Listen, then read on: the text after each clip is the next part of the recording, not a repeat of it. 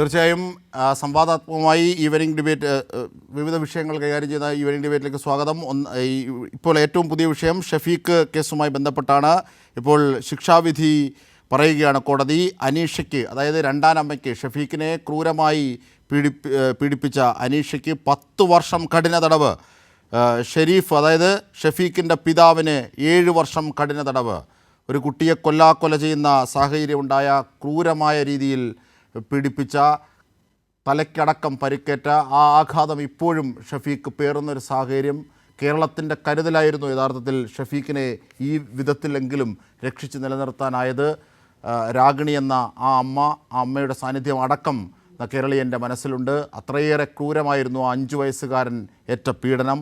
ആ പീഡനങ്ങൾക്കിതാ ആ നരാധമർക്ക്, അല്ലെങ്കിൽ ആ ക്രൂര കൃത്യം ചെയ്തവർക്ക് ഇതാ ശിക്ഷയായിരിക്കുന്നു.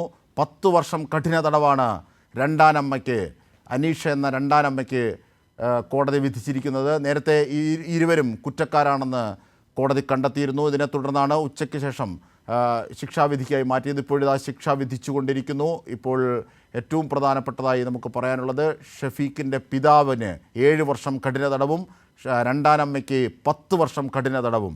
ഇതിൻ്റെ വിവരങ്ങളുമായി ഞങ്ങളുടെ പ്രതിനിധി ജോസിൽ ചേരുകയാണ്. ജോസിൽ, എന്തൊക്കെയാണ് ശിക്ഷാവിധിയുടെ വിശദാംശങ്ങൾ? അജിംഷാദ്, ഞാൻ കഴിഞ്ഞ ഒരു ടെലിയിൽ പറഞ്ഞതുപോലെ തന്നെ ആണ് വിധി വന്നിരിക്കുന്നത്. 10 വർഷം കഠിന തടവാണ് ഈ രണ്ടാനമ്മയ്ക്ക് വിധിച്ചിരിക്കുന്നത്. അതായത് 307 വകുപ്പ് പ്രകാരമുള്ള വധശ്രമം അടക്കമുള്ള കേസ് ഉണ്ടായിരുന്നത് ഈ അനീഷയ്ക്കെതിരെയാണ്. അനീഷയ്ക്കാണ് ഏറ്റവും കൂടുതൽ ശിക്ഷ ലഭിച്ചിരിക്കുന്നത്, 10 വർഷം. അതുപോലെ തന്നെ വിവിധ വകുപ്പുകൾ പ്രകാരം വർഷങ്ങൾ പറയുന്നുണ്ടെങ്കിലും സാധാരണ അതെല്ലാം ഒരുമിച്ച് അനുഭവിക്കുക എന്നുള്ളതാണ് കോടതി വിധി പറയുന്നത്. അതിന്റെ അടിസ്ഥാനത്തിൽ ചിലത് 3 വർഷവും 2 വർഷവും 1 വർഷവും ഒക്കെ ഓരോ വകുപ്പുകൾ പ്രകാരം പറഞ്ഞിട്ടുണ്ടെങ്കിലും ഏറ്റവും കൂടുതൽ കാലാവധി പറഞ്ഞിരിക്കുന്നത് ഈ 307 വകുപ്പ് പ്രകാരമുള്ള ശിക്ഷയ്ക്കാണ്. അത് 10 വർഷം കഠിന തടവാണ്. അപ്പോൾ 10 വർഷം കഠിന തടവ് ഈ അനീഷ അനുഭവിക്കണം. അതുപോലെ തന്നെ ഒന്നാം പ്രതിയായിട്ടുള്ള പിതാവ് ഷെരീഫ് 7 വർഷം കഠിന തടവ് അനുഭവിക്കണം എന്നുള്ളതാണ് പറയാനുള്ളത്. മറ്റ് വിശദാംശങ്ങളൊക്കെ ഇപ്പം കോടതിയുടെ കൃത്യമായ വിധി പ്രസ്താവം നമ്മുടെ കയ്യിൽ കിട്ടിയെങ്കിൽ മാത്രമേ പറയാൻ പറ്റുള്ളൂ. ഇപ്പോൾ പ്രധാനമായിട്ടും ഈ വിവിധ വകുപ്പുകൾ പ്രകാരം ഓരോ പ്രതിയും അനുഭവിക്കേണ്ട ശിക്ഷ കാലാവധിയും അതുപോലെ തന്നെ പിഴസംഖ്യയും ഒക്കെ ജഡ്ജി പറയുന്നുണ്ടായിരുന്നു. പക്ഷെ നമുക്ക് ഈ ജഡ്ജി അകത്തിരുന്ന് പറയുമ്പോൾ നമുക്ക് കേൾക്കുന്നതിന്റെ ഒരു പരിമിതി ഉള്ളതുകൊണ്ട് തന്നെ നമുക്ക് പ്രധാനമായിട്ടും ഇപ്പോൾ പങ്കുവെക്കാനുള്ളത് ഏറ്റവും കൂടുതൽ ശിക്ഷ ലഭിച്ചിരിക്കുന്നത് 10 വർഷവും 7 വർഷവുമാണ്. അപ്പോൾ ഈ വകുപ്പുകളെല്ലാം ചേർത്ത് ഒരുമിച്ച് അനുഭവിക്കുക എന്നുള്ള കോടതി വിധി സാധാരണ വരുമ്പോൾ ഈ 10 വർഷവും 7 വർഷവും എന്ന് തന്നെ കണക്കാക്കാം. അനീഷയ്ക്ക് 10 വർഷവും ഷെരീഫിന് 7 വർഷവുമാണ്. ഈ പ്രധാനമായിട്ടും വകുപ്പുകൾ എന്ന് പറയുന്നത് 324, 326, 323 വകുപ്പുകൾ പ്രകാരമാണ് രണ്ടുപേർക്കും എതിരെ ചുമത്തപ്പെട്ടിരുന്നത്. ഈ രണ്ടാനമ്മയായിട്ടുള്ള ഈ അനീഷയ്ക്കെതിരെ മാത്രമാണ് 307 വധശ്രമ വകുപ്പ് ഉണ്ടായിരുന്നത്. ആ 307 വകുപ്പ് പ്രകാരമാണ് 10 വർഷം കഠിന തടവ്. അതോടൊപ്പം തന്നെ പിഴസംഖ്യ 1 ലക്ഷം ആണ് എന്നുള്ളതാണ് കേൾക്കാൻ സാധിച്ചത്. 1 ലക്ഷം ആണെങ്കിൽ, അല്ലെങ്കിൽ ഈ 1 ലക്ഷം രൂപ വിധിയുടെ സമഗ്രതയിലേക്ക് തീർച്ചയായും ശരിയാണ്, വിധി പകർപ്പ് കിട്ടിയതിന് ശേഷമേ പോകാനാകൂ. പക്ഷേ ഈ ഘട്ടത്തിൽ വിധിയെ സംബന്ധിച്ച്, ശിക്ഷാവിധിയെ സംബന്ധിച്ച് പറയാനാകുന്നത് 10 വർഷം രണ്ടാനമ്മയ്ക്ക് കഠിന തടവും, ഒപ്പം പിതാവിന്, ഷഫീഖിൻ്റെ പിതാവിന് 7 വർഷം കഠിന തടവുമാണ്. ഇതിന് പുറമെ പിഴ കൂടി കോടതി വിധിച്ചിട്ടുണ്ട്. അതിൻ്റെ സമഗ്രതയിലേക്ക് പോകണമെങ്കിൽ ഒരുപക്ഷേ വിധി പകർപ്പിൻ്റെ വിശദാംശങ്ങളിലേക്ക് പോകേണ്ടി വരും. അതിന് അല്പതാമസമുണ്ട്. പക്ഷേ എന്നാലും കേരളത്തെ ഞെട്ടിച്ച ഒരു സംഭവമായിരുന്നു. ഷഫീഖിനെ ക്രൂരമായി പീഡിപ്പിച്ച, തലയ്ക്കടക്കം പരിക്കേറ്റ, ഇപ്പോഴും ആ കുട്ടി ആഘാതം പേറുന്നുണ്ട് അവൻ്റെ ശരീരം. അവനെ നെഞ്ചോട് ചേർത്ത രാഗിണി എന്ന അമ്മ, കേരളം, സാമൂഹ്യക്ഷേമ വകുപ്പ് അടക്കമുള്ളവയുടെ കരുതലാണ് ഷഫീഖിനെ ഈ വിധത്തിൽ കൊണ്ടുവന്നത്. ഇപ്പോഴിതാ ഷഫീഖിന് ഒരു തരത്തിൽ നീതി ലഭിച്ചിരിക്കുന്നു എന്ന് പറയാം, അല്ലേ ജോസിൽ? തീർച്ചയായിട്ടും ഷഫീഖിന് നീതി ലഭിച്ചിരിക്കുന്നു എന്ന് വേണം പറയാം. അത് ഷഫീഖ് മാത്രമല്ല, ഈ ഷഫീഖിന് വേണ്ടി ഒരു ജീവിതം തന്നെ മാറ്റി വെച്ച രാഗിണി എന്ന് പറയുന്ന ആയയുണ്ട്. ചെറുപ്രായത്തിൽ തന്നെ ഈ ആയയായി വന്ന് വിവാഹം പോലും വേണ്ടെന്ന് വെച്ച് ഈ കുട്ടിക്ക് വേണ്ടി ജീവിതം ഇപ്പോൾ പെറ്റമ്മ എന്നുള്ളത് മാത്രമല്ല, പോറ്റ് എന്ന സങ്കല്പത്തിനപ്പുറം ഒരു പോറ്റമ്മയായി മാറി, അമ്മ തന്നെയായി മാറിയ രാഗിണി എന്ന് പറയുന്ന സ്ത്രീയുണ്ട്. അതുപോലെ തന്നെ നിരവധി ആളുകൾ ആ ഒരു ഘട്ടത്തിൽ ഈ നേരിട്ട് പോയി കണ്ട ആളുകൾ അവർക്കെല്ലാം മനസ്സിലാക്കുന്ന ഒരു കാഴ്ചയായിരുന്നു. ദേഹമാസകലം അടിച്ചൊടിച്ച് പൊള്ളലേൽപ്പിച്ച് തലയ്ക്ക് ഗുരുതരമായി പരിക്കേൽപ്പിച്ച് ഓരോ പ്രദേശങ്ങളും പൊള്ളലേൽപ്പിച്ച് ശരീരം മുഴുവൻ ഈ ജീവൻ തിരിച്ചു കിട്ടില്ല എന്നാണ് അന്ന് ഡോക്ടർമാർ പറഞ്ഞിരുന്നത്. പക്ഷേ അത്ഭുതകരമെന്ന രീതിയിൽ ഈ ഷഫീഖ് ജീവിതത്തിലേക്ക് തിരിച്ചു വരികയാണ് ചെയ്തത്. പക്ഷേ ഈ ബുദ്ധിമാന്ദ്യം അടക്കം സംഭവിച്ചു. അതുപോലെ തന്നെ സംസാരശേഷി നഷ്ടപ്പെട്ടു, കണ്ണിന്റെ കാഴ്ചക്ക് പ്രശ്നമുണ്ടായി, ഒരു കാല് ഒടിഞ്ഞ് ഇരിക്കുന്ന അവസ്ഥയുണ്ടായി. അങ്ങനെ വളരെ മൃഗീയമായി ഒരു മൃഗം പോലും ചെയ്യാൻ പറ്റാത്ത രീതിയിലുള്ള അതിക്രമമാണ് ഈ രണ്ടാനമ്മയും പിതാവും ചേർന്നത്. പ്രധാനമായും ഇപ്പോൾ ഈ 7 വർഷം പിതാവിന് കിട്ടാനുള്ള ഒരു പ്രധാന ഒരു എക്സ്ക്യൂസ് ആയി പറയുന്നത് ഈ പിതാവ് പണിക്ക് പോയ സമയത്താണ് കൂടുതൽ പീഡനങ്ങൾ ഉണ്ടായത് എന്നുള്ള ഒരു വാദത്തിന്റെ അടിസ്ഥാനത്തിലാണ്. എന്നാൽ തിരിച്ചു വരുന്നത് ഈ പിതാവ് ഇതിനെല്ലാം കൂട്ടുനിൽക്കുകയും പിതാവ് ഈ കുട്ടിയുടെ നെഞ്ചിൽ കയറി ചവിട്ടി എന്ന് വരെയുള്ള ഒരു കുറ്റകൃത്യമുണ്ടായിരുന്നു. അതുപോലെ തന്നെ കാലൊക്കെ തല്ലി ഓടിച്ച്, ഇരുമ്പ് പൈപ്പ് ഉപയോഗിച്ച് കാല് തല്ലി ഓടിച്ചതും ഭിത്തിയിലേക്ക് തല കൊണ്ട് ഇടിപ്പിച്ചതുമെല്ലാം ഈ അനീഷയാണ്. അതുകൊണ്ട് തന്നെയാണ് ഈ അനീഷയ്ക്കെതിരെ വധശ്രമം കേസ് 307 പ്രകാരമുള്ള കേസ് ചാർജ് ചെയ്തിരുന്നത്. അത് പ്രകാരമാണ് ഇപ്പോൾ അനീഷയ്ക്കും 10 വർഷം കഠിന തടവ് ലഭിച്ചിരിക്കുന്നത്. ഇപ്പോൾ 324 എന്ന് പറയുന്ന വകുപ്പ് ഗുരുതരമായി പൊള്ളലേൽപ്പിക്കലാണ്, 326 ഗുരുതരമായി പരിക്കേൽപ്പിക്കൽ. അതുപോലെ കഠിന തടവ് തന്നെയാണോ ഇരുവർക്കും കോടതി വിധിച്ചത് ജോസിൽ? തീർച്ചയായിട്ടും 10 വർഷത്തേക്കാണ് ശിക്ഷ വിധിച്ചിരിക്കുന്നത്. ഒപ്പം തന്നെ പിഴയും വിധിച്ചിട്ടുണ്ട്. 10 വർഷം അനീഷയ്ക്കും 7 വർഷം ഷെരീഫിനുമാണ് വിധി വന്നിരിക്കുന്നത്. അജിംഷാദ്. തീർച്ചയായും. കാരണം ഇതിന് പുറമെയാണ് പിഴ കൂടി വിധിക്കുന്നത് അല്ലേ? പക്ഷേ അതിൻ്റെ പിഴയുടെ കൂടുതൽ വിശദാംശങ്ങളിലേക്ക് പോകണമെങ്കിൽ നമുക്ക് വിധിപ്പകർപ്പ് കിട്ടണം. തീർച്ചയായും അജിംഷാദ്, നമുക്ക് അത്തരത്തിലൊരു വിധി, കാരണം കോടതിക്കുള്ളിൽ നിന്നുകൊണ്ട് ഇരുന്ന് ജഡ്ജി വിധി പറയുമ്പോൾ നമ്മൾ പുറത്തു നിന്നുകൊണ്ട് ഈ വിധി കേട്ടതിന്റെ അടിസ്ഥാനത്തിലാണ് ഞാനിപ്പോൾ ഈ റിപ്പോർട്ട് ചെയ്തുകൊണ്ടിരിക്കുന്നത്. അപ്പം പല വകുപ്പുകൾ പ്രകാരം ഓരോ വകുപ്പിന്റെയും അടിസ്ഥാനത്തിൽ ഓരോ വിധികൾ, അതനുസരിച്ചുള്ള വിധികൾ ജഡ്ജി പറഞ്ഞിരുന്നു. അത് ഓരോ വകുപ്പിനനുസരിച്ചും 2 വർഷം 3 വർഷം അങ്ങനെ കണക്കുകൾ പറയുന്നുണ്ട്. അതിന്റെ ഒപ്പം തന്നെ അതിനെല്ലാം പിഴകളും പറഞ്ഞിട്ടുണ്ട്. പക്ഷേ ഈ ഏറ്റവും കൂടുതൽ വിധി 10 വർഷം എന്ന് കേട്ട് അതാണ് അനീഷയ്ക്കെതിരെ വിധിച്ചിരിക്കുന്നത്. ഇപ്പോൾ സ്വാഭാവികമായും മറ്റ് എല്ലാം കൂടി അനുഭവിക്കുമ്പോൾ ചിലപ്പോൾ 10-23 വർഷം തടവെന്നൊക്കെ വേണമെങ്കിൽ പറയാമെങ്കിൽ പോലും ഫലത്തിൽ ശിക്ഷ വരിക ഈ 10 വർഷം, ഏറ്റവും കൂടുതൽ വരുന്ന ശിക്ഷയായ 10 വർഷവും 7 വർഷവുമായിരിക്കും. ഒരു വസ്തുത, പലതരത്തിലും അവർ നിയമവ്യവസ്ഥയെ, സംവിധാനങ്ങളെ തെറ്റിദ്ധരിപ്പിക്കാൻ ശ്രമിച്ചിരുന്നു. ഈ ഫിറ്റ്സ് വന്ന് അത്തരത്തിൽ ഫിറ്റ്സ് വന്ന് കട്ടിൽ നിന്ന് വീണതാണ് എന്നതടക്കമുള്ള കാര്യങ്ങളായിരുന്നു ആദ്യം അവർ ധരിപ്പിച്ചിരുന്നത്, ആശുപത്രി അധികൃതരെയും പോലീസ് സംവിധാനങ്ങളെയും ഒക്കെ. പക്ഷേ പോലീസിൻ്റെ കൃത്യമായ കണ്ടെത്തൽ, സാക്ഷികളുടെ മൊഴികൾ ഒക്കെ രേഖപ്പെടുത്തി. സാക്ഷികൾ ആരും അവസാന ഘട്ടം വരെ കൂറുമാറാതെ പ്രോസിക്യൂഷനൊപ്പം നിന്നു എന്നുള്ളതാണ് ഇതിലെ മറ്റൊരു പ്രത്യേകത കൂടി. അങ്ങനെ കയ്യും മെയ്യും ഒന്നിച്ചാണ് ഈ നീതി ഇവിടെ നടപ്പായത്. ഒരുപക്ഷെ പ്രോസിക്യൂഷൻ്റെയും പോലീസിൻ്റെയും കൃത്യമായ ഇടപെടലുകൾ, തെളിവുകൾ ശേഖരിക്കുന്നതിലും അത് കോടതിയിൽ എത്തിക്കുന്നതിലുമൊക്കെ പഴുതടച്ചുള്ള നീക്കം, അതുകൂടി ഈ ഘട്ടത്തിൽ എടുത്തു പറയേണ്ടതാണ്, അടിവരയിടേണ്ടതാണ്. ഈ വെല്ലൂർ ആശുപത്രിയിലെ ഡോക്ടർ ജോർജ് തരിയൻ അടക്കമുള്ള ഡോക്ടർമാർ ഇതിനെ സംബന്ധിച്ച് വ്യക്തമായി പറഞ്ഞിട്ടുണ്ട്. ഇതൊരു കാരണവശാലും അങ്ങനെ ഫിക്സ് വരാൻ തക്കമുള്ള ഒരു സംഭവമല്ല. ഇത് മാരകമായി മുറിവേൽപ്പിച്ചിട്ട് തന്നെ, തലച്ചോറിന് മുറിവേൽപ്പിച്ചുണ്ടായ മുറിവാണ് എന്നുള്ളത് ഈ ഡോക്ടർ ജോർജ് തരിയൻ അടക്കമുള്ള ഷഫീഖിനെ ചികിത്സിച്ച ഡോക്ടർമാരടക്കം മൊഴി കൊടുത്തിട്ടുണ്ട്. അതുപോലെ തന്നെ ഈ അന്വേഷണം നടത്തിയ ഉദ്യോഗസ്ഥരും അതുപോലെ നിരവധി ഡോക്ടർമാർ ഈ ഷഫീഖിനെ വിവിധ ഘട്ടങ്ങളിൽ ശരീരത്തിന് വിവിധ ഭാഗങ്ങളിൽ മുറിവേറ്റുണ്ട്. അവരെല്ലാം പറഞ്ഞത് ഒരു കാരണവശാലും ഈ ഇത്തരത്തിൽ എന്തെങ്കിലും നേരത്തെ ഉണ്ടായിരുന്ന പ്രശ്നത്തെ തുടർന്നുണ്ടായിട്ടുള്ളതല്ല. ഇത് മാരകമായി മുറിവേൽപ്പിച്ച ബോധപൂർവം ഉണ്ടാക്കിയ ഒരു അപകടാവസ്ഥയാണ്. അങ്ങനെ ഈ കൃത്യമായി ഈ പ്രതികൾ ചേർന്ന് ഒരുക്കിയ ഈ കുട്ടിയെ ഒഴിവാക്കുക എന്ന ലക്ഷ്യത്തോടു കൂടി നടത്തിയ ക്രൂരമായ പീഡനത്തിന്റെ ഫലമായിട്ടാണ് ഈ കുട്ടി ഈ അവസ്ഥയിൽ എത്തിയത് എന്നുള്ളത് ഈ ചികിത്സിച്ച ഡോക്ടർമാരടക്കം ഈ കോടതിക്ക് മൊഴി നൽകിയിട്ടുണ്ട്. അതിന്റെ അടിസ്ഥാനത്തിൽ കൂടിയാണ് ഈ ഇത്തരത്തിൽ, അത് മാത്രമല്ല ഈ അനീഷയുടെ മാതാവ് പോലും ഈ ഇത്തരത്തിലുള്ള ഒരു മൊഴിയാണ് കൊടുത്തത്. ഇവർ ക്രൂരമായി മർദ്ദിക്കുന്നത് കണ്ടിട്ടുണ്ട് എന്നുള്ള രീതിയിൽ ഈ രണ്ടാനമ്മയുടെ മാതാവ് തന്നെ വന്ന് സാക്ഷിമൊഴി പറയുന്ന അവസ്ഥയുണ്ടായി. തീർച്ചയായും പ്രോസിക്യൂട്ടർ മാധ്യമങ്ങളെ കാണുന്നുണ്ട്. അതിന്റെ ശബ്ദ സംരക്ഷണം ഒന്ന് കേൾക്കാം ജോസിൽ. കൊലപ്പെടുത്തുക എന്ന ഉദ്ദേശത്തോടു കൂടിയാണ് ഇവർ ഇപ്രകാരം പ്രവർത്തിച്ചത്. ഈ കുട്ടിയുടെ സഹോദരനായ മറ്റൊരു കുട്ടിയെയും ഉപദ്രവിച്ചിട്ടുണ്ട് ഇവർ, ഷെഫിൻ എന്ന് പറഞ്ഞ്, ഈ കാലഘട്ടത്തിൽ തന്നെ. മോട്ടീവ് പറയുന്നത് ഇവരെ സ്വകാര്യ ജീവിതത്തിൽ ഇവർക്ക് കുട്ടി തടസ്സമായിരുന്നു. അതായത് ഒറ്റമുറിയുള്ള ഒരു വീട്ടിലാണ് ഇവർ താമസിച്ചിരുന്നത്. ഇവർ ഒരു അടുക്കളയും ഒരു കിടപ്പുമുറിയും മാത്രമുള്ള മുറിയിലാണ്. അവരുടെ സ്വകാര്യ ജീവിതത്തിൽ ആ കുട്ടിയുടെ തടസ്സമായിരുന്നു എന്നുള്ളതാണ് മോട്ടീവ്. Thank you. ഞങ്ങളിപ്പോൾ ഷെഫീഖിനെ കാണാനായിട്ട് അൽ അസർ മെഡിക്കൽ കോളേജിലേക്ക് പോവുകയാണ്. ഷെഫീഖിന്റെ ആയ രാഗിണി സംസാരിച്ചിരുന്നു. അവർക്ക് വളരെ സന്തോഷത്തിലാണ്. കുട്ടിയെ ഞങ്ങൾ ഇതിപ്പോൾ പോയി കാണാൻ പോവുകയാണ്. Thank you. ഇപ്പം തന്നെ പോവാം. തീർച്ചയായും ജോസിൽ, പ്രോസിക്യൂട്ടർ പറഞ്ഞത് ഇതാണ്. കാരണം ഈ ക്രൂരമായ പീഡനം, ഇതിന് അവർക്ക് നിദാനമായത് അവരുടെ ജീവിതത്തിലെ സ്വകാര്യത സംരക്ഷിക്കുക എന്നതായിരുന്നു. അതാണ് അവരുടെ മോട്ടീവ്. അതടക്കം കോടതിയിൽ തെളിവായി എത്തിക്കാനായി എന്നതാണ് പ്രോസിക്യൂഷൻ്റെ വിജയം. കാരണം മോട്ടീവൊക്കെ കൃത്യമായി സംസ്ഥാപിച്ചാൽ മാത്രമേ ശിക്ഷ അത്തരത്തിൽ സമഗ്രമാവുകയുള്ളൂ. അതാണ് പ്രോസിക്യൂട്ടർ പറഞ്ഞതിൻ്റെ അർത്ഥം. മാത്രമല്ല, ആ രാഗിണി ആയയല്ല, അമ്മയാണത്. അമ്മയെന്ന് തന്നെ നമുക്ക് പറയാം. ആ രാഗിണി അമ്മയെ കാണാനായി പോവുകയാണ് ഷെഫീഖ് കഴിയുന്ന മെഡിക്കൽ കോളേജിലേക്ക്. ഈ വിധിയുടെ വിശദാംശങ്ങളൊക്കെ അവരെ അറിയിക്കാൻ, ആ നീതി ലഭിച്ചാൽ മാത്രം പോരല്ലോ, അത് എത്തിയെന്ന് അറിയുക കൂടി വേണമല്ലോ ആ പ്രക്രിയയ്ക്കായി. അങ്ങനെ അതാണ് പ്രോസിക്യൂട്ടർ പറഞ്ഞതും. ജോസിൽ,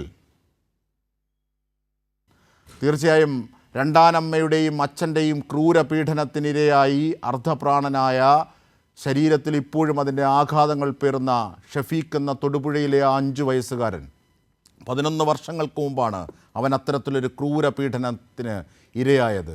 അത് ഒന്നല്ല, നിരവധി തവണയായി അത്തരത്തിൽ ക്രൂരപീഡനം ഈ സൃഷ്ടാക്കൾ എന്ന പിതാവും അല്ലെങ്കിൽ രണ്ടാനമ്മയ്ക്കും നിന്നും ക്രൂരമായ പീഡനങ്ങൾ അവൻ നിരന്തരം ആ കുഞ്ഞ് ശരീരവും മനസ്സും ഏറ്റുവാങ്ങുകയായിരുന്നു.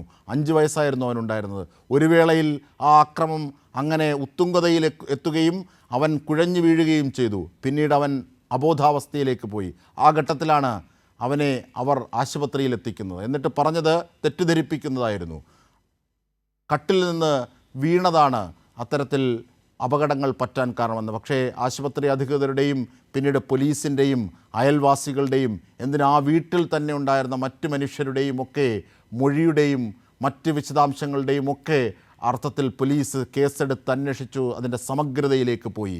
ഇരുമ്പ് വടികൊണ്ട് കാലുകൾ കടിച്ചു പൊട്ടിച്ച് തലകളുടെയും തലയോട്ടിയും തകരുന്ന തരത്തിലേക്ക് മർദ്ദിച്ച് ആ 5 വയസ്സുകാരനെ കൊല്ലാക്കൊല ചെയ്യുകയായിരുന്നു എന്ന് ഒടുവിൽ നിയമത്തിന് ബോധ്യമായി, പോലീസിന് ബോധ്യമായി. അത് നിയമ സംവിധാനത്തിലേക്ക് എത്തിക്കാൻ പഴുതടച്ച സമഗ്രമായ അന്വേഷണമാണ് പോലീസും തുടർന്ന് പ്രോസിക്യൂഷനും നടത്തിയത്.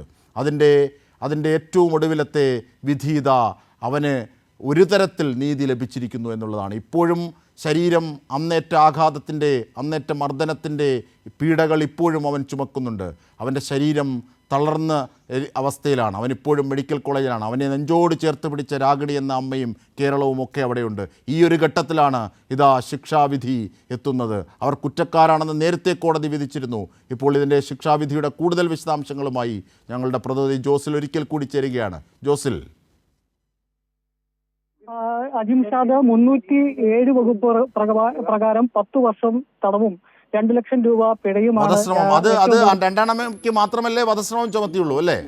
അതെ. അത് പ്രകാരം 307 വകുപ്പ് പ്രകാരം 10 ലക്ഷം രൂപ, 10 വർഷവും 2 ലക്ഷം രൂപ പിഴയും. ഒടുക്കാത്ത 324 വകുപ്പ് പ്രകാരം 3 വർഷം, അതുപോലെ തന്നെ ഒന്നാം പ്രതിക്ക് 326 വകുപ്പ് പ്രകാരം 7 വർഷവും 50,000 രൂപ പിഴയും. 323 വകുപ്പ് പ്രകാരം 1 വർഷം തടവ്, JJ ആക്ട് പ്രകാരം 1 വർഷം. അങ്ങനെയാണ് ഇപ്പോൾ നിലവിൽ വിധി വന്നിരിക്കുന്നത്. കൂടുതൽ വിവരങ്ങൾ ഇനിയും കിട്ടേണ്ടതായിട്ടുണ്ട്. ഇപ്പോൾ ഒരു അനൌദ്യോഗികമായി നമ്മൾ എടുത്ത ഒരു കണക്കാണ് അജിംഷാദ്. തീർച്ചയായും സർക്കാർ അഭിഭാഷകൻ പറഞ്ഞത് ഈ വിധിയുടെ വിശദാംശങ്ങളുമായി ഷെഫീഖിൻ്റെ അടുത്തേക്ക് പോകുന്നു എന്നാണ് ഏറ്റവും ഒടുവിലെ ശബ്ദ സന്ദേശത്തിൽ അല്ലെങ്കിൽ ശബ്ദ സംരക്ഷണത്തിൽ നമുക്ക് മനസ്സിലാക്കാനായത്. അതിൽ രാഗിണി അമ്മയെ അടക്കം കണ്ട് കാര്യങ്ങൾ അവതരിപ്പിക്കും. കാരണം ഇപ്പോഴും ഷെഫീഖ് അവർ അന്നേൽപ്പിച്ച ആഘാതത്തിൻ്റെ ദൗർബല്യത്തിലാണ് അല്ലേ ജോസിൽ? തീർച്ചയായിട്ടും അജിംഷാദ്, നമ്മളടക്കം ഇപ്പോൾ ഈ രാഗിണി എന്ന് പറയുന്ന ആയിയുടെയും ഷെഫീഖിന്റെയും അടുക്കിലേക്ക് പോവുകയാണ്. അവിടെ ചെന്ന് ഇത്തരത്തിലുള്ള ഒരു അവരെ സംബന്ധിച്ചിടത്തോളം അത്ര സന്തോഷകരമല്ലെങ്കിൽ പോലും ഒരു ആശ്വാസം നൽകുന്ന വിധിയാണ്. ഇത്തരത്തിൽ ക്രൂരമായ ഒരു പീഡനം ഏൽപ്പിച്ചതിന് ശേഷം അവർക്ക് തക്കതായ ഒരു ശിക്ഷ ഇന്ത്യൻ നീതിപീഠത്തിന്റെ ഭാഗത്തു നിന്നും ഉണ്ടായി എന്നുള്ള ഒരു ആശ്വാസകരമായ ഒരു അവസ്ഥയിൽ കൂടി കടന്നു പോകുമ്പോൾ അവരുടെ ആ ആശ്വാസത്തിൽ ആളുകളിലേക്ക് എത്തിക്കാൻ നമുക്കും കൂടി ബാധ്യതയുണ്ട്. കാരണം ഒരു നാട് മുഴുവൻ ഇവരുടെ വിധിക്കായി കാത്തിരിക്കുന്ന ഒരു ഇത് നമുക്ക് അറിയാം. ക്രൂരമായിട്ടാണ് ഇത്തരത്തിൽ ഈ ഷഫീഖിനെ ഇവർ രണ്ടുപേരും ചേർന്ന് മർദ്ദിച്ച് അവശനാക്കിയത്, മൃതപ്രായനാക്കിയത്. ഈ നമുക്കറിയാം ഇപ്പോഴും 17 വയസ്സുണ്ട് ഈ ഷഫീഖിന്. വളരെ ചെറു പ്രായത്തിൽ, നല്ലൊരു പ്രായത്തിൽ ഇത്തരത്തിൽ ജനിപ്പിച്ച പിതാവിന്റെയും അതുപോലെ തന്നെ രണ്ടാനമ്മയുടെയും ഭാഗത്ത് നിന്ന് അമ്മ ഇപ്പോഴും ജീവിച്ചിരിപ്പുണ്ട്. ആ സ്ത്രീയെ ഇത്തരത്തിൽ വിവാഹം കഴിച്ചതിന് ശേഷം ഈ ഷെരീഫ് ഉപേക്ഷിക്കുകയായിരുന്നു. 2 മക്കൾ ഉണ്ടായതിനു ശേഷം ഉപേക്ഷിക്കുകയായിരുന്നു. അതിനുശേഷം ഇപ്പോൾ ഈ രണ്ടാമത്തെ സ്ത്രീയിൽ 4 മക്കളാണുള്ളത്. അങ്ങനെ 6 മക്കളെ ജനിപ്പിച്ചതിൽ ഈ ഒരു കുട്ടിയെയാണ് ഇത്തരത്തിൽ ക്രൂരമായി പ്രോസിക്യൂട്ടർ പറഞ്ഞു മറ്റൊരു കുട്ടിയെയും ഇവന്റെ അനിയനെയും ഇതേ മാർഗത്തിൽ അവർ പീഡിപ്പിക്കുന്നുണ്ടായിരുന്നു എന്ന്. അതൊക്കെ കോടതിയിൽ അവതരിപ്പിച്ചു. കാരണം ഇവരുടെ അത്തരത്തിലുള്ള ഒരു ക്രിമിനൽ പശ്ചാത്തലം ബോധ്യമാക്കാൻ, ഇത് യാദർശികമല്ല എന്ന് ബോധ്യമാക്കാനായിരിക്കാം നിയമത്തിന് മുന്നിൽ, അല്ലേ? അജിംഷാദ്, അത് ഇന്ന് ജഡ്ജി ചോദിച്ച ഒരു കാര്യമുണ്ട് പിതാവിനോട്, എന്താണ് പറയാനുള്ളത്, എന്താണ് പ്രയർ എന്ന് ചോദിച്ചപ്പോൾ പറഞ്ഞത് എനിക്ക് ഈ തീർച്ചയായും ശരി ശരി ശരി ഇനി ഇപ്പോൾ രാഗിണി അമ്മയുടെ ആയല്ല അമ്മയാണ്. കാരണം അവരെ ഷഫീഖിനെ അവരുടെ അടുത്തുനിന്ന് പണ്ട് മറ്റ് നിയമ സംവിധാനങ്ങളുടെ ഒക്കെ ഭാഗമായി മാറ്റുന്ന ഘട്ടത്തിൽ അവർ പൊട്ടിക്കരഞ്ഞതൊക്കെ വൈകാരികമായ ഓർമ്മയുണ്ട്. അതുകൊണ്ട് അത് വളർത്തമ്മയാണ്. ആയ എന്ന് പറയുമ്പോൾ ഒരു പക്ഷേ ചുരുങ്ങിപ്പോകും. കാരണം ഷഫീഖിനെ ആ രീതിയിലാണ് കേരളം ഒന്നാകെ ചേർത്ത് പിടിച്ചത്. എന്തായാലും ഷഫീഖിന് ഒരു തരത്തിൽ നീതി ലഭിച്ചിരിക്കുന്നു. ഷഫീഖിനെ ക്രൂരമായി പീഡിപ്പിച്ച, ഷഫീഖിനെ അർത്ഥപ്രാണനാക്കിയ ആ പിതാവിനും ആ രണ്ടാനമ്മയ്ക്കും ശിക്ഷ, കടുത്ത ശിക്ഷ, 10 വർഷം കഠിന തടവാണ് അവർക്ക് ലഭിച്ചത്. ഒപ്പം പിതാവിന് 7 വർഷം കഠിന തടവ്. ഇതിൻ്റെയൊക്കെ വിശദാംശങ്ങളാണ് ജോസിൽ നൽകിയത്. ഇനിയും ഈവനിംഗ് ഡിബേറ്റ് തുടരുകയാണ്. രമേശ് ചെന്നിത്തലയെ പിന്തുണച്ച് വെള്ളാപ്പള്ളി നടേശൻ കൂടി രംഗത്തെത്തുന്നു. കോൺഗ്രസിൽ മുഖ്യമന്ത്രിയാകാൻ ഏറ്റവും യോഗ്യൻ രമേശ് ചെന്നിത്തലയാണെന്ന് വെള്ളാപ്പള്ളി നടേശൻ പറഞ്ഞു. പ്രതിപക്ഷ നേതാവിനേക്കാൾ യോഗ്യനാണ് രമേശ് ചെന്നിത്തല എന്നാണ് വെള്ളാപ്പള്ളി നടേശൻ പറഞ്ഞത്. കോൺഗ്രസിൽ 5 പേർ താക്കോലിനായി നടക്കുകയാണ് വെള്ളാപ്പള്ളി കൂട്ടിച്ചേർത്തു. ഒപ്പം NSSനൊപ്പം ചെന്നിത്തല ചേർന്നിട്ട് കാര്യമില്ല എന്നും വെള്ളാപ്പള്ളി നടേശൻ പറഞ്ഞു. വെള്ളാപ്പള്ളിയുടെ വാക്കുകളൊന്ന് കേൾക്കാം ആദ്യം. രമേശന് മാന്യനാണ്, നല്ലവനാണ്, വിശാല മനസ്ഥിതിയുള്ളവരാണ്, മനുഷ്യരോട് കുറേ കൂടെ എല്ലാം സൗഹൃദമായി പെരുമാറുന്ന ഒരാളാണ്.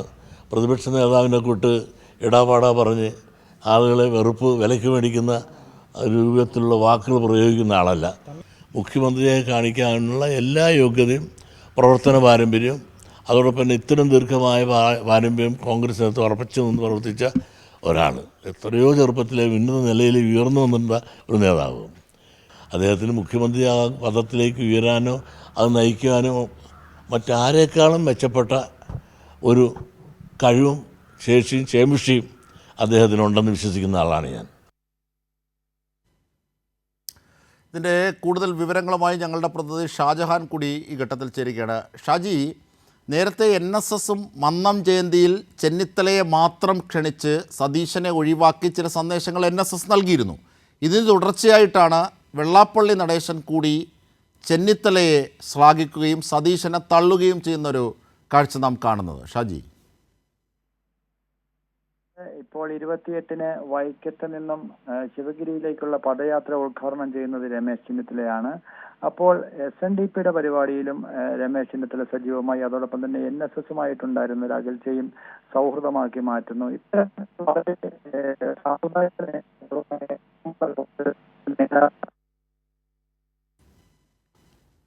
ഇല്ല ഷാജി, ടെലഫോണിന് എന്തോ പ്രശ്നമുണ്ടെന്ന് തോന്നുന്നു. ഞാൻ ഷാജിയിലേക്ക് എത്താം. ഈ NSSൻ്റെ വിവരങ്ങൾ കൂടി ഈ ഘട്ടത്തിൽ നമുക്കൊന്ന് ചേർക്കാം. മന്നം ജയന്തി ആഘോഷത്തിലേക്ക് പ്രതിപക്ഷ നേതാവിനെ ക്ഷണിക്കാതെ, അതായത് VD സതീശനെ ഒഴിവാക്കിക്കൊണ്ട് രമേശ് ചെന്നിത്തലയെ ക്ഷണിക്കുകയാണ് NSS നേരത്തെ ചെയ്തത്. മന്നം ജയന്തി ആഘോഷത്തിൽ മുഖ്യപ്രഭാഷകൻ്റെ റോളാണ് ചെന്നിത്തലയ്ക്ക് നൽകിയിരിക്കുന്നത്. സതീശനെ തങ്ങൾ അംഗീകരിക്കുന്നില്ലെന്ന സന്ദേശം കൂടി NSS ഈ ഘട്ടത്തിൽ കോൺഗ്രസ് നേതൃത്വത്തിന് നൽകുന്നുണ്ട്.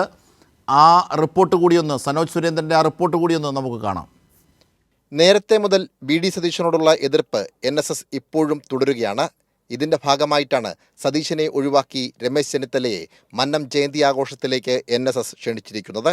ഇതിലൂടെ സതീശനെ അംഗീകരിക്കുന്നില്ലെന്ന പരസ്യ പ്രഖ്യാപനമാണ് NSS നൽകുന്നത്. പരിപാടിയിൽ പങ്കെടുക്കുമെന്ന് രമേശ് ചെന്നിത്തലയും വ്യക്തമാക്കി. NSS general secretary Shri G Sukumaran Nair എന്നെ ചടങ്ങിലേക്ക് ക്ഷണിച്ചു. സന്തോഷപൂർവ്വം ഞാൻ ചടങ്ങിൽ പങ്കെടുത്തു. അത് എനിക്ക് എന്നെ ക്ഷണിച്ചതിൽ അവരോട് എനിക്ക് പ്രത്യേകം നന്ദി. പഴയ അന്തരീക്ഷത്തിലേക്ക് എത്തൂലേ? മുൻപ് NSS-ആയിട്ടുണ്ടായ ബന്ധം അന്തരീക്ഷത്തിലേക്ക് എത്തും.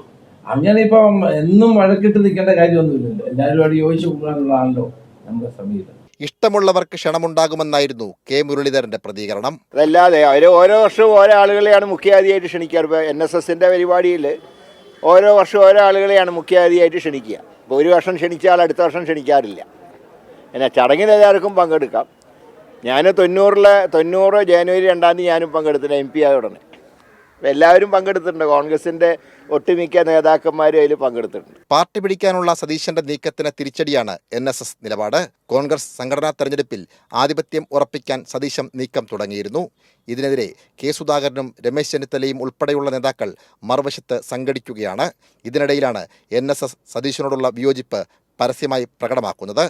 വിവിധ ബ്യൂറോകൾക്കൊപ്പം സനോജ് സുരേന്ദ്രൻ, കൈരളി ന്യൂസ്, കോട്ടയം. തീർച്ചയായും സനോജ് സുരേന്ദ്രൻ കൂടി ഈ ഘട്ടത്തിൽ ചേരുകയാണ്.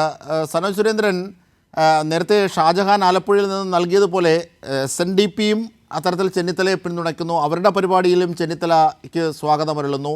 അതുപോലെ തന്നെ NSSും നേരത്തെ തന്നെ മന്നം ജയന്തിയുമായി ബന്ധപ്പെട്ട് ചെന്നിത്തലയെ മാത്രം ക്ഷണിക്കുന്നു. ഇതൊക്കെ നൽകുന്നൊരു സന്ദേശമുണ്ട്. ഒരുപക്ഷെ സതീശന് വലിയ ആഘാതമാണ് കോൺഗ്രസിനുള്ളിൽ നിന്ന് തന്നെ ലഭിക്കാൻ പോകുന്നതിൻ്റെ സൂചന കൂടി അതിലുണ്ട്. തീർച്ചയായിട്ടും അജിംഷാദ്, പാർട്ടിക്കുള്ളിൽ നിന്നും പടപ്പുറപ്പാട് തുടങ്ങുന്നതിനിടയിലാണ് ഇപ്പോൾ NSS കൂടി സതീശനെ അകറ്റി നിർത്തുന്ന ഒരു സാഹചര്യം ഉണ്ടായിട്ടുള്ളത്. ദീർഘകാലമായി NSS നേതൃത്വം സതീശനുമായി അത്രമായി മാനസിക അടുപ്പത്തിലായിരുന്നില്ല. ഇത് ഒരിക്കൽ കൂടി വ്യക്തമാക്കുന്നതാണ് ഇപ്പോഴത്തെ NSSന്റെ നിലപാട്. മുൻപ് മാനസികമായി ഉണ്ടായ അകൽച്ച പരിഹരിക്കുന്നതിന്റെ ഭാഗമായി പലതവണ NSS നേതൃത്വവുമായി കൂടിക്കാഴ്ചയ്ക്ക് VD സതീശൻ പരിശ്രമിച്ചിരുന്നുവെങ്കിൽ പോലും സുകുമാരൻ നായർ അതിനുള്ള അനുമതി നൽകിയിരുന്നില്ല. മാത്രമല്ല, ഏകദാനം നാളുകൾ മുമ്പ് മാർ ജോസഫ് ഔവത്തിൽ മരണപ്പെടുന്ന സാഹചര്യത്തിൽ ചങ്ങനാശ്ശേരിയിലെത്തിയ VD സതീശൻ ആ വേളയിലാണ് സുകുമാരൻ നായരുമായി കൂടിക്കാഴ്ചയ്ക്ക് ശ്രമിച്ചത്. എന്നാൽ അന്ന് രാഷ്ട്രീയ ചർച്ചകളൊന്നും നടത്താൻ സുകുമാരൻ നായർ തയ്യാറായില്ലെന്ന് മാത്രമല്ല, കൂടുതൽ കാര്യങ്ങൾ പറയാനോ തയ്യാറാകാതെ 10 മിനിറ്റ് മാത്രം കൊണ്ട് കൂടിക്കാഴ്ച അവസാനിക്കുന്ന ഒരു സാഹചര്യമാണ് ഉണ്ടായത്. തീർച്ചയായും സനോജ്, ഞാൻ തിരിച്ചെത്താം. സനോജ്, ഈ വിഷയങ്ങളൊക്കെ രാവിലെ തന്നെ ബ്രേക്ക് ചെയ്തതാണ്. അത് മാത്രമല്ല, ഈ ഷാജഹാൻ കൂടി നൽകുന്ന വിവരങ്ങൾ കൂടിയുണ്ട്. കാരണം വെള്ളാപ്പള്ളിയും സതീശനെ തള്ളുന്നു എന്നുള്ളതാണ്. ഇപ്പോൾ മുതിർന്ന മാധ്യമപ്രവർത്തകൻ A സജീവൻ ഈ ഘട്ടത്തിൽ നമ്മോടൊപ്പം ചേരുകയാണ്. ശ്രീ സജീവൻ, അതായത് ഈ ശശി തരൂർ എന്ന ഭീഷണി ഇടയ്ക്ക് ഉയരുമ്പോൾ തന്നെ VD സതീശൻ വല്ലാതെ അസ്വസ്ഥനായിരുന്നു. ലീഗ് മുനമ്പവും ഒക്കെയായി ബന്ധപ്പെട്ട് ലീഗിലെ വലിയൊരു വിഭാഗം സതീശനെതിരായി കഴിഞ്ഞു. കൂടാതെ ഇതാ NSS എതിരാകുന്നു, SNDP എതിരാകുന്നു. സതീശൻ്റെ അവസ്ഥ എങ്ങനെയാകും കോൺഗ്രസിൽ? ഒരു നിരീക്ഷണ സാധ്യത. VD സതീശന് ഒരു ഭാഗത്തു നിന്നല്ല പല ഭാഗത്തുനിന്നായിട്ടുള്ള ആക്രമണങ്ങളാണ് ഇപ്പോൾ ഉണ്ടായിക്കൊണ്ടിരിക്കുന്നത്. സ്വാഭാവികമായിട്ട് അദ്ദേഹം എളുപ്പത്തിൽ കിട്ടുമെന്ന് വിചാരിച്ച മുഖ്യമന്ത്രി പദം അതാണല്ലോ അദ്ദേഹത്തിന്റെ ആത്യന്തികമായിട്ട് ലക്ഷ്യം.